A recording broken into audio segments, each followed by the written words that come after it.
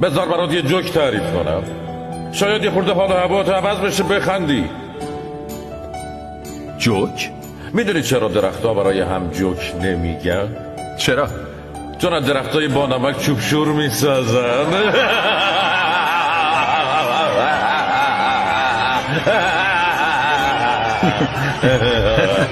با نمک بود. نه یکی دیگه. میدونی چرا درختها برای هم جوک نمیگن؟ چون از درختای با نمک چوب شور میسازن.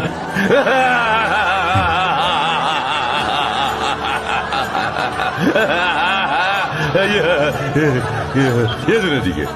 میدونی چرا از درختها یه بار خندیدم دیگه، مگه به یه جوک چند بار میشه خندید؟